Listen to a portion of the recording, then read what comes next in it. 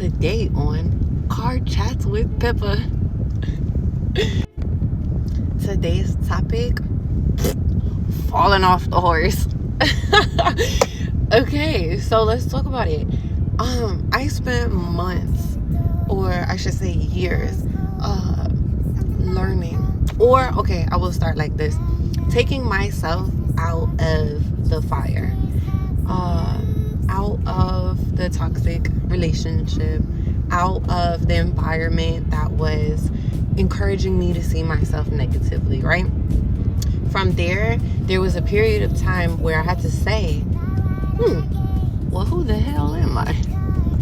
Well, who is after going through so much trauma and hardship, you realize you spend so much time living in survival mode. You spend so much time living in survival mode.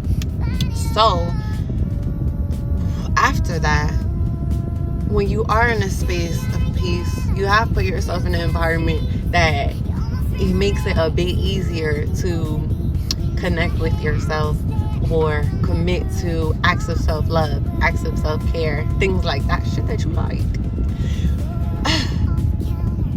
How do you do that? How do you even do that? And you don't know what you like.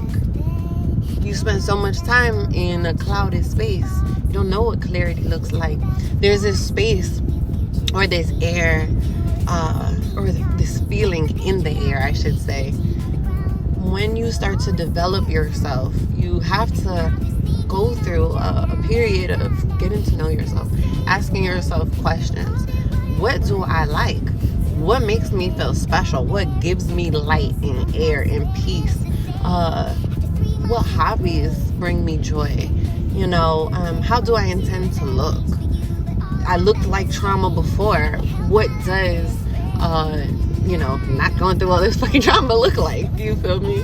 And so I spent a lot of time in a developmental state inside my cocoon, literally inside my cocoon, asking myself these questions, getting to know myself, and also communicating my needs, building up my self-esteem through knowledge of self, which allowed me the space, the empowerment, the air to be able to communicate my needs to whoever I'm in a relationship with. Relationship, i.e. being the romantic ones, the familial ones, the platonic ones, all of the above. Inside any relationship that I am in needs to be healthy enough for me to be able to communicate my needs and for my needs to be met. You feel me? But I wouldn't have known what my needs were if I didn't ask myself questions. So, falling off the horse, where are we going with that? I don't know, but we gonna figure it out. But okay. So, I wrote down some of the characteristics of the woman that I wanted to be, right? Kind, courageous, bold, in the gym, or I would say dedicated. You feel me? In the gym isn't a characteristic. It's an action. However, to be in the gym, you have to have dedication. To be in the gym, you have to have consistency. To be in the gym or physically active, you have to see yourself positively enough to communicate this to yourself and to your team, whoever has your back. You feel me? And so obviously, I don't know if y'all know much about me, but I'm married, and my husband is in the military.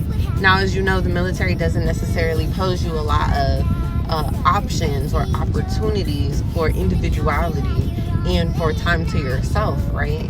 And so because his schedule changed, now I have a different schedule, right? So what do I do? What are alternatives? How do I still meet my needs inside of a relationship that might not always be able to meet me halfway, right? So one thing that I really like is pole work, which at one point had the booty look and booty tutors, and it had my muscles on, you feel me? Like, it had me with the upper body, also helped with the core. It had the booty looking right and tight, had me sleeping well at night, you feel me? No, let me stop. But okay, yeah. So I felt as though that was me deciding I'm going to get off this horse. Or I'm going to get back on this horse. Oh my God.